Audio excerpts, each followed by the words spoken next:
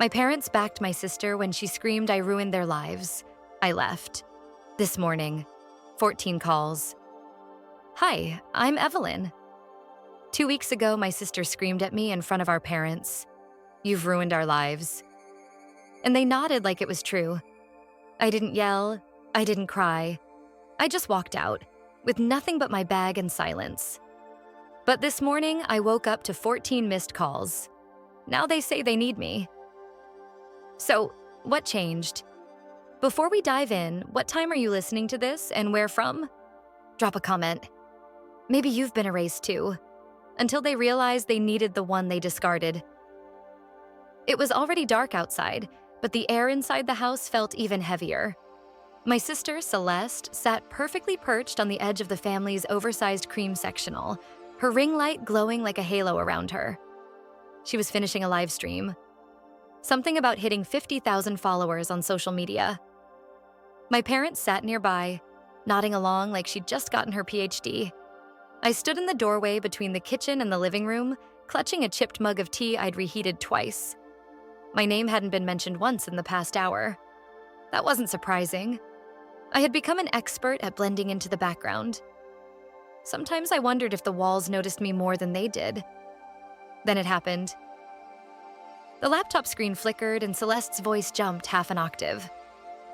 Oh my God, not now. Her perfectly curated smile dropped. Why does this always happen when you're around? She snapped, her voice cutting across the room and slicing right through me. I blinked, stunned. What? You stress me out just by breathing, Evelyn. She barked. You throw off my vibe. I looked around, half expecting anyone, to call that out for what it was. Ridiculous. But instead, my mother stood up, brushing invisible lint off her lap. She's not wrong, Margot said calmly. Every time something good happens, you find a way to ruin it. You've ruined her life. Honestly, you've ruined ours too. My father, Edward, didn't say a word. He just rubbed the bridge of his nose, like this was all too familiar, too exhausting. I felt the flush rise in my neck. I didn't yell. I didn't cry. I didn't even defend myself. Instead, I turned around. I walked down the hall to the guest bedroom they'd begrudgingly let me use while I figured things out. The door barely closed without sticking. The carpet smelled faintly of dust and air freshener that had long expired. I moved quietly, robotically, stuffing a few essentials into a backpack I hadn't touched since university. I didn't pack anything sentimental. No framed photos, no cards, no letters. I'd stopped writing those years ago when I realized no one read them. 15 minutes later, I was out the door. No one asked where I was going. No one asked if I'd be back. The street was quiet. The kind of silence that follows the kind of fight where words hit harder than fists. I walked down 2 blocks to the gas station with the humming fluorescent lights. I bought a granola bar and a bottle of water, mostly out of habit, not hunger. I asked the clerk if the bus was still running. Last one's in 8 minutes, if he's on time. He wasn't, but I waited anyway. Sitting on the cold metal bench with my hands shoved in my coat pockets and my backpack between my legs like a life raft. When the bus did show, I climbed on and didn't look back. The ride into downtown Bristol felt longer than it was. I kept my head down, watching the city lights blur past like smudged paint. No one made eye contact. It was almost a comfort. When we reached the end of the line, I got off and walked a few blocks to a small beige motel with flickering neon signage. The kind of place you only go if you've run out of better options, or better people. The man at the front desk didn't ask questions. He handed me a key with a number scratched off and rewritten in marker. Cash or card? He mumbled, eyes never leaving his reality show playing behind him. I handed over my last 42 pounds. The room smelled like old cigarettes and cleaning fluid that didn't quite mask anything. I dropped my backpack near the foot of the bed and sat on the edge of the mattress. It creaked beneath me, loud in the quiet. I didn't undress. I didn't cry. I just stared at the water stain in the ceiling above me.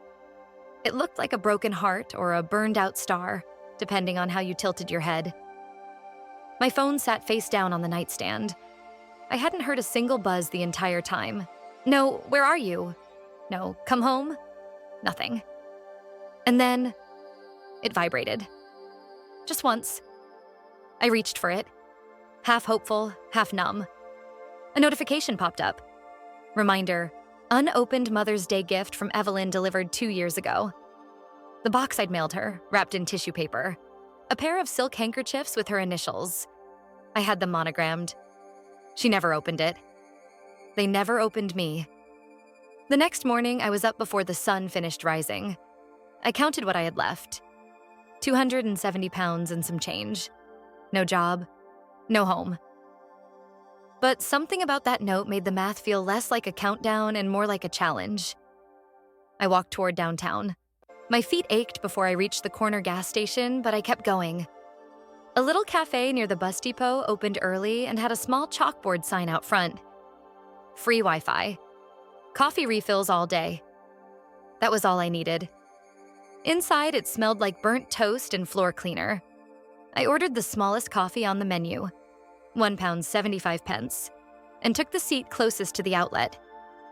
I pulled out my phone and logged into a few freelance tutoring platforms I had bookmarked years ago, but never used. One of them still had an old profile saved. I updated it, specializing in SAT and ACT prep, writing support, study planning, patient, reliable.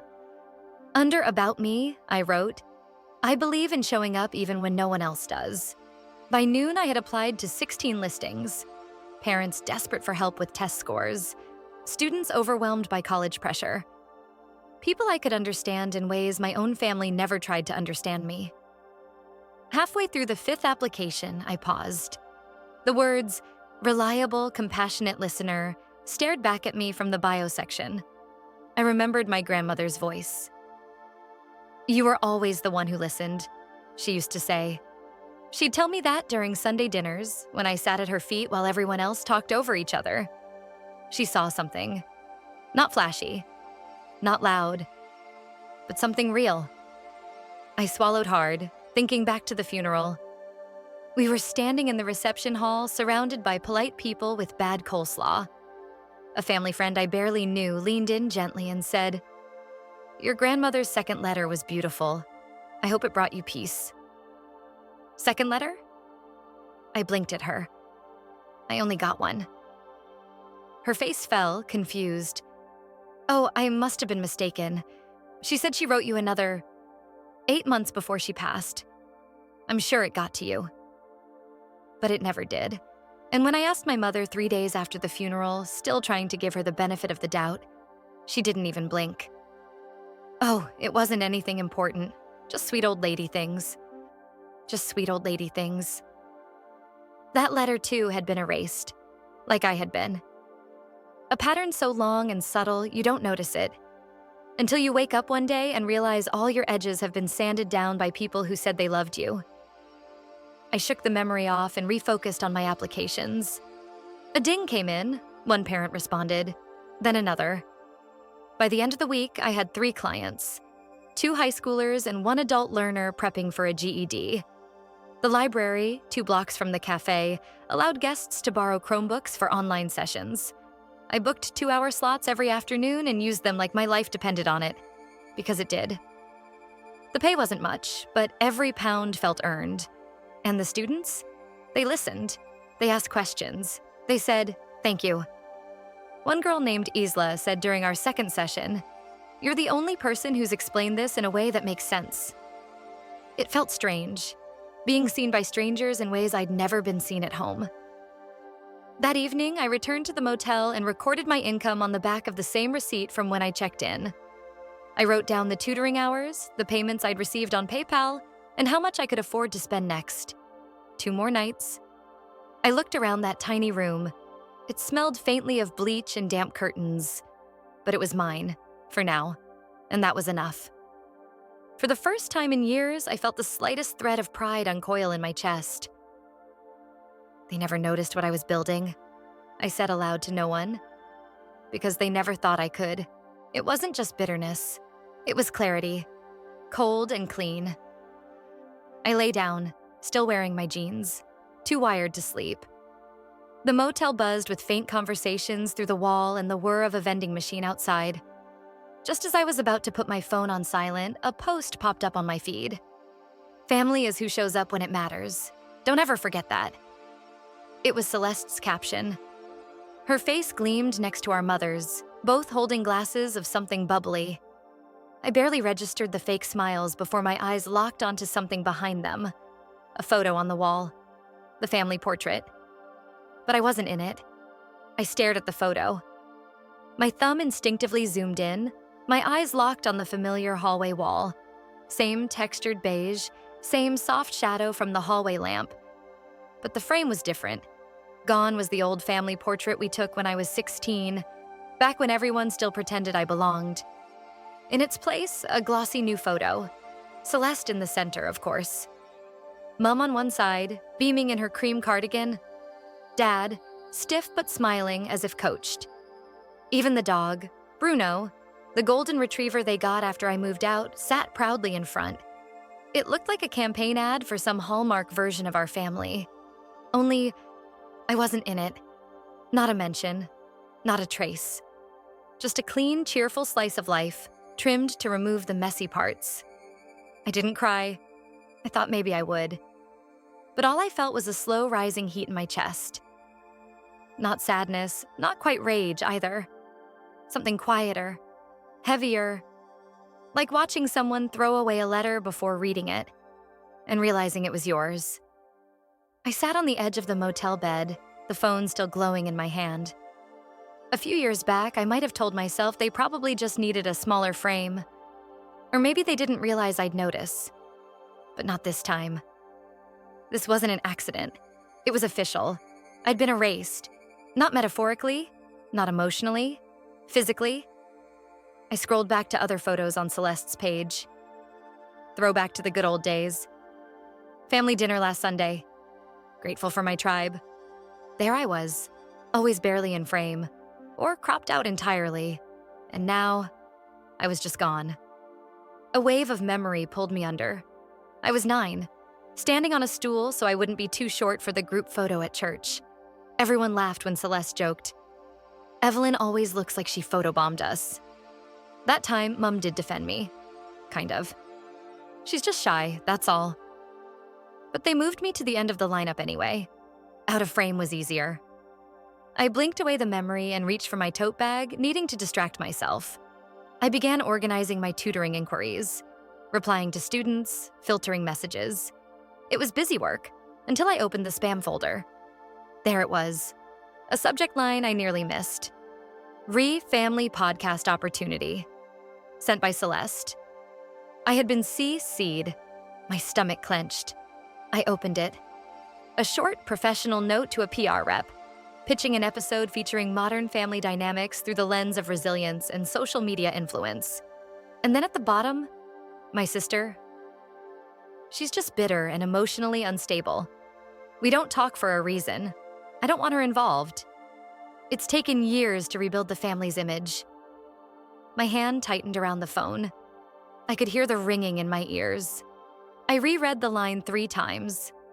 Each word louder than the last. Bitter. Unstable. Rebuild. I didn't cry. I didn't scream. Instead, I took a screenshot. Then another. Then I printed the email from the library the next morning and taped it on the motel wall right next to Grandmother's letter. The words sat side by side like a before and after. One believed I could build. The other believed I didn't matter enough to be seen. I grabbed a pen. On the motel notepad, I started mapping it all out.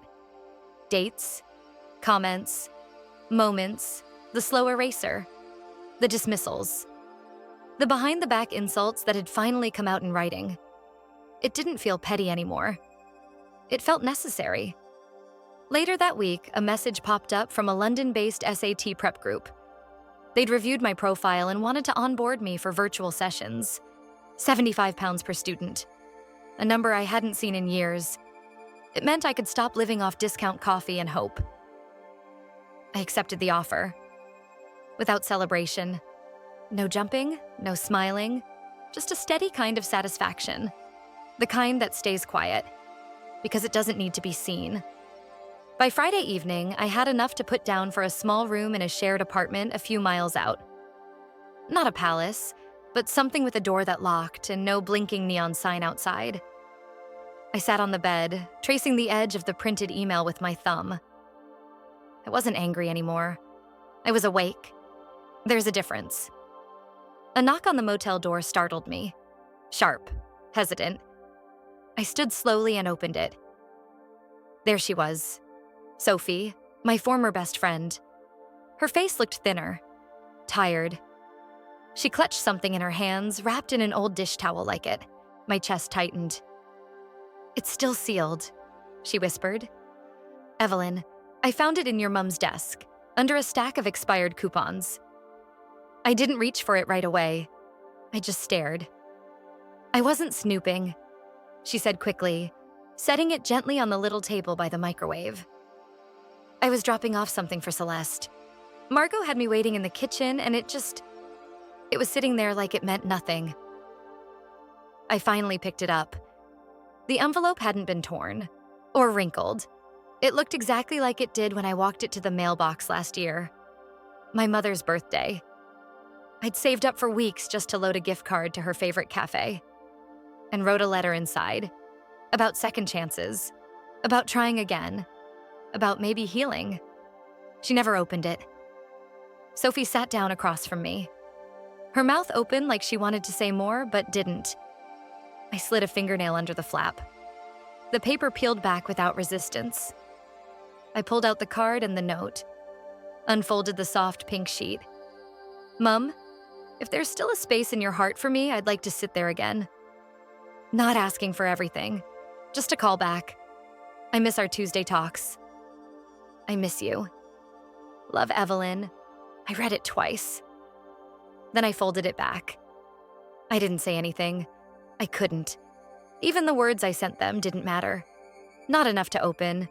Not even enough to throw away. Just tucked under coupons and forgotten. Like a scratch-off that didn't win. Sophie finally spoke. That wasn't all I found. She reached into her tote and slid a few printed pages across the table. Celeste's new site, the Success Academy, or whatever she's calling it now. "I used to help you build this stuff, remember?" Sophie said. "I'd know your voice anywhere." I scanned the first page, then the next. My breath caught. She'd lifted it all. The intro text, the diagnostic rubric I'd spent months refining. Even my diagrams. Same layout, same color palette.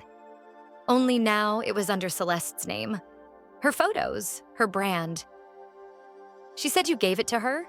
Sophie added quickly. I knew that was a lie. I laughed. One of those short, breathless sounds that die before they reach your throat. "Even my sidebars," I muttered. "Even the section headers." My voice shook, but I stayed still. Like movement would let the betrayal crack wider. Sophie sat quietly while I took it in. A few hours later, she left. She hugged me tightly, then slipped out the door with tears in her eyes. The room was quiet again. I sat on the floor, my back against the cheap wood-paneled wall. No music. No TV. Just the hum of the mini fridge and the occasional creak of the pipes. Then came the buzz. The phone screen lit up. Missed call. Dad. Then another, and another. I watched as the count ticked up to 14. Voicemails followed. I didn't listen at first, but curiosity peeled me open just enough. The last one was from my father. His voice was weary. "Evelyn, your sister's getting dragged all over the internet. Some blog picked up the story. They're calling it plagiarism. People are mad. She's saying you're lying, but we need your help to calm it down. She's not handling it well.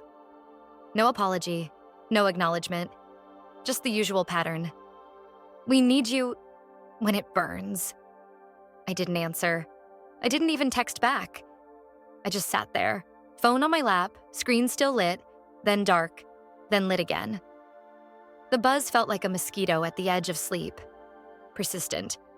Nagging, never letting up. "They only ever call," I whispered to the silence, "when I can fix what they broke." My arms felt heavy. I leaned forward, resting my forehead on my knees. I hadn't cried yet. But this wasn't tears. This was something slower, sadder. I opened my laptop, hovered over my folder marked Curriculum Archive. My finger tapped the delete key. Maybe I should just let it go. Erase it all like they tried to erase me. But then I noticed something. A folder I hadn't touched in years. Grandmother, legal, I clicked. Inside was a scan I barely remembered uploading. An image file labeled Will, Evelyn. I opened it. There it was, clear as day. My grandmother's signature, her handwriting, a clause stating that I, Evelyn Whitmore, was the sole recipient of her educational materials, all her curriculum, tutoring designs, and teaching frameworks. I was the legal heir to the very work Celeste had stolen, and it had been scanned 5 years ago, hidden ever since. The next morning, the weight of that scanned file hadn't faded. I stared at it while the sun crept through the dusty blinds of my small apartment, illuminating the edges of my computer screen like it was some kind of divine spotlight. The words were there, bold and formal, stamped and signed in my grandmother's careful pen. All intellectual property and preparatory curriculum created or co-developed with Evelyn Whitmore shall remain under her sole name. She had protected me. Quietly, legally, and my mother had ignored it completely. As I sipped lukewarm coffee from a chipped mug, my phone buzzed again.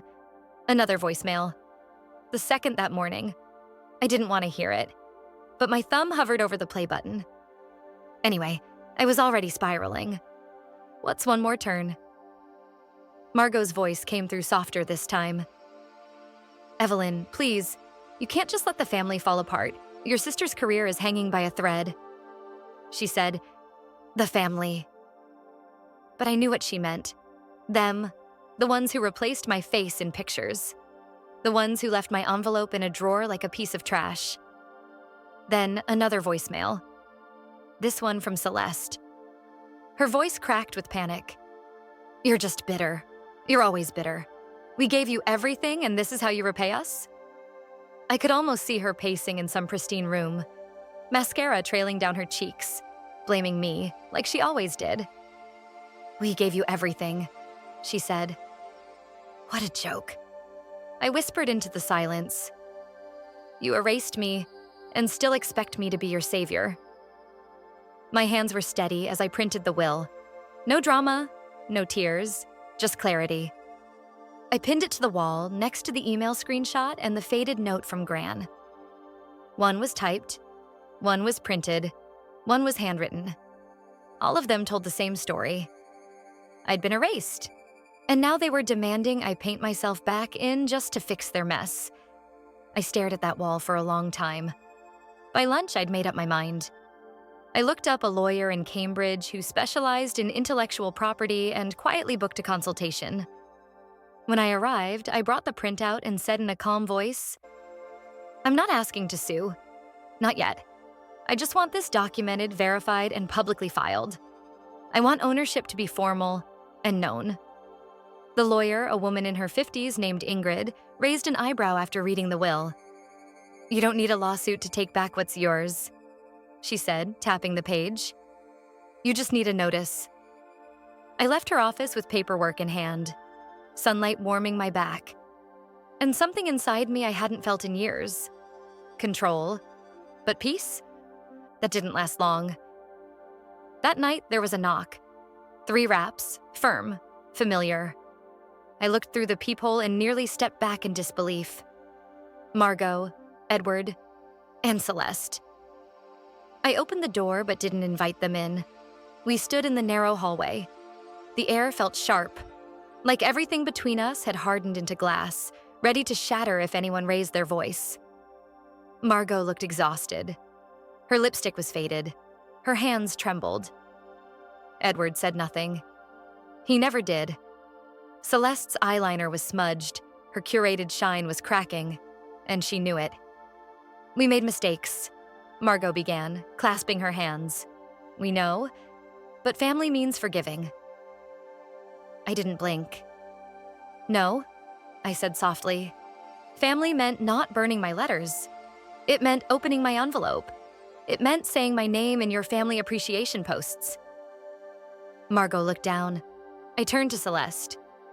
She met my gaze like a child who'd been caught but didn't know how to be sorry. This time, I told them. Stepping back. I'm not the one fixing your mess. I didn't slam the door. I didn't yell. I simply closed it with a click and turned the lock. Later that night, after showering off the tension and pouring myself some chamomile tea, I checked my email and froze. A bold red notification greeted me. Your professional site has been flagged and temporarily suspended due to multiple copyright violation claims. I clicked the details. Someone, an anonymous IP, had filed claims against my own curriculum. My stomach twisted. They'd come back for me. Not with words, with paperwork. They tried to erase me. One more time. But now, I was ready. By the time I opened my eyes, the sky outside was already a dull gray. One of those mornings where light feels more like pressure than promise. I reached for my phone automatically, expecting the usual overnight tutoring emails or calendar pings. Instead, the first thing I saw was a red flag banner. Your website has been temporarily suspended due to a reported copyright violation. I sat up, heart pounding, but hands steady. A second notification followed. Then a third. The subject lines were nearly identical. Urgent copyright claim review pending. At first, I thought it was some glitch or bot. But when I clicked through and saw the claim details, my blood ran cold. Proprietary content in use without consent. There was no sender name, just an anonymized IP address tied to the complaint. But Ingrid, my attorney, was already ahead of me. Within the hour, she called. It traces back to Celeste's branding agency, she said flatly. It's not a coincidence. I didn't scream. I didn't cry. I took a breath, opened a new folder, and began. I took screenshots of every page, every time-stamped lesson, every outline, every diagram I'd created. I retrieved the PDF of Gran's will, highlighted the exact clause that secured the intellectual property. I even included early drafts saved on a cloud backup, dated before Celeste even launched her academy. I wrote the counterclaim with the tone of someone who had nothing left to prove. I don't scream anymore. I type to myself while organizing the files. I document. That same afternoon, I sent an email, not just to the board hosting my platform, but to all my tutoring clients and professional contacts. No dramatics, no accusations, just a clean, composed message. In light of recent confusion, please find attached original course materials, timestamps, development drafts, and my legal rights to the content as secured through notarized family documents. I appreciate your continued trust. A few replies rolled in within minutes. Most were supportive. A few expressed surprise. But one message stopped me cold. A parent I had worked with the previous autumn, a single mom from Liverpool, wrote, "Your course saved my daughter's future. Don't let them take this from you."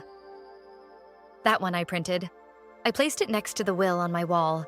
One paper born of blood, one born of effort. Together, they meant something real. By evening, the storm had started brewing. This time, not mine. Celeste posted a cryptic update on her main page. People love to take credit once the hard work's done. Funny how that works. But the internet wasn't buying it this time. Within the hour, someone, an intern she must have let go without a second thought, posted screenshots, timestamps, chat logs, even early Canva templates, all tied to me, all dating back years. The comment section beneath Celeste's post turned fast. This looks like a textbook case of erasure. Wait, why is Evelyn not credited on anything? Y'all believe the family brand too easily. I didn't respond. I didn't need to. Instead, I sat on my worn couch with a cup of peppermint tea, legs curled beneath me, laptop in my lap. For the first time in a long time, I didn't feel small. I felt still. I felt strong. Then, just past 10 p.m., Ingrid called again. "Evelyn," she said cautiously, "I don't want you to panic. I paused, heartbeat slowing to a steady rhythm. Tell me. Celeste's team just filed an emergency injunction. They're trying to block your site permanently, and... She hesitated. Your name is now being dragged in a Reddit thread that's gaining serious traction. So this was their last swing. Not a conversation, not an apology, an ambush. I set down my mug carefully and looked at the papers on the wall. This wasn't just personal anymore. It was public.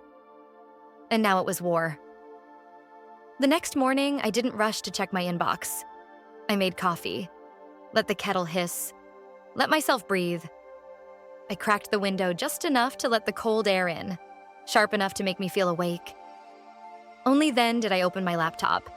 The subject line was waiting. Formal injunction filed. Cease and desist pending court review. Ingrid had warned me. Still, seeing it in black and white knocked something loose inside me. It wasn't just a challenge to my work. It was a move meant to bury me. Below the message was a copy of the injunction. My name, my course, my students, all temporarily frozen. Almost simultaneously, a viral Reddit thread was passed to me. At first, I didn't click, but curiosity, or maybe defiance, got the better of me. My sister stole everything from me and turned our family against me. The username was generic, but the phrasing, it was textbook Celeste. The narrative had flipped. Now she was the victim. Now I was the jealous sister out for revenge. The comments were brutal. Wow, what kind of person does this to family? Ungrateful much. Can't believe some people will tear down their own blood over a little attention. I almost closed the page. Almost. Then I saw one comment near the bottom. Funny how the receipts always show up when the loud ones overplay their hand. It stopped me cold. It wasn't loud. It wasn't long. But it reminded me. I had the receipts. All of them. I didn't waste another second. I pulled up my webcam. Kept the room dim. No makeup, no angles, just me. And I spoke. Not with anger. Not with apology. I placed the printed will in front of me. Read the paragraph aloud. The clause about ownership. I showed the signed page. Then screen shared the original curriculum files, the drafts, the timestamps, the side-by-side comparisons of her rebranded content. And finally, the emails. The one from her agency, the one from her PR team, all with my name scrubbed out. When I finished, I looked directly into the lens. They say silence is strength, I said quietly, but sometimes truth needs a voice. This is mine. I didn't add music, no dramatic cut. I didn't ask for support or sympathy. I just clicked upload and let it go. Within 2 hours, my phone didn't stop buzzing. Old clients shared the video. This woman helped my son pass his GED. She worked with my daughter when no one else would. She's the reason my kid got into university. A teacher I'd collaborated with reposted my slides. A blogger I'd never met stitched the video on TikTok, praising the calm clarity. Even the Reddit moderators took action, labeled the original thread a misrepresentation, and locked the comments. Something was shifting. Slowly, but undeniably. Late that night, I got a voicemail from my mother. Her voice was low, not performative, just tired. We're sorry. Not for everything. Maybe not yet. But for now, for letting it happen. You didn't deserve that, Evelyn. She didn't ask me to call back, and I didn't. That part of me, the one that wanted to hear those words since I was 9 years old, didn't jump. It didn't reach. It just listened and let it settle. A few hours later, there was a knock on my door. No one I knew had said they were coming. I opened it slowly. A delivery man stood there, holding a small box and a clipboard. Certified, he said. Signature required. I signed, closed the door, sat on the edge of my bed. I peeled back the seal. Inside was a single envelope, legal-sized cream paper from Celeste's lawyer. I opened it and read, Proposed settlement agreement enclosed. Confidentiality required. Full rights and name restoration in exchange for non-disparagement. They were offering a deal. A silent end. A trade. But they were wrong about one thing. Silence didn't protect them anymore. It just bought my answer. The check didn't tremble in my hands. It was heavy. Yes, 6 figures worth of forgive and forget. But my fingers stayed steady as I unfolded the NDA behind it. Withdraw all claims, delete the video, never speak publicly again. It was the kind of offer that came dressed as resolution but stank of control. I read it twice. Once as the woman who had spent too many years second-guessing herself. Then again as the woman I'd become, no longer looking for permission to be heard. And then I walked to my shredder, slid in the papers, and listened as the blades turned their silence into dust. That afternoon, I posted my final statement. No video this time, just a still image, my name, my credentials, and the words, "You don't owe people silence just because they share your last name. I won't take hush money for pain I never caused." By nightfall, it was everywhere. Women from all over. Former educators, daughters who'd been gaslit out of inheritances, sisters who knew the sting of being scapegoated, began sharing it. Not for sympathy, but because it named something they couldn't say themselves. One message read, "I thought I was the only one. Thank you for saying what I couldn't." In my new home office, where I no longer needed to ask for a chair at the table, I hung the wrinkled paper I'd carried since that motel room. "You will build what no one sees today." It rested beside the official letter from Ingrid. Ownership affirmed, IP registered, curriculum protected. The desk was modest, the window overlooked a bus stop. But it was mine. I haven't heard from my family since. Not on birthdays, not when Celeste's site was permanently shut down, not when word spread that Mom had quietly sold the house. Some said it was to cover the legal fallout. Others whispered she just had enough. But I didn't wait for gossip. I didn't need apologies printed in ink or whispered through other people's mouths. They weren't monsters. Just people who made me wrong when it was easier than looking in the mirror. I didn't fight to punish them. I fought to free myself. And freedom? It's quieter than I imagined, but not empty. Last month, I launched a small scholarship fund in my grandmother's name. Nothing flashy, just enough to help kids like the ones I used to tutor when I barely had rent money. Thank you notes started coming in. Most were from strangers. One was from a student I taught back when I was working out of the public library. "You were the first one who told me I could do it. I believed you." I sat with that letter for a long time. Not because it hurt, but because it didn't. This was the life I built, in the silence they once thought would bury me.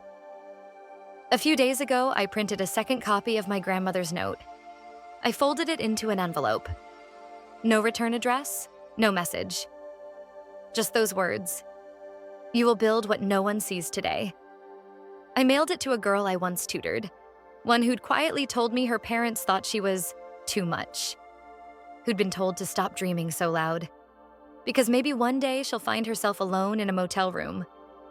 And maybe those words will do for her what they did for me. Have you ever stopped chasing the apology that never came and realized peace was the real closure? Have you ever been erased by your own family and still found the strength to build something lasting? Share your story below.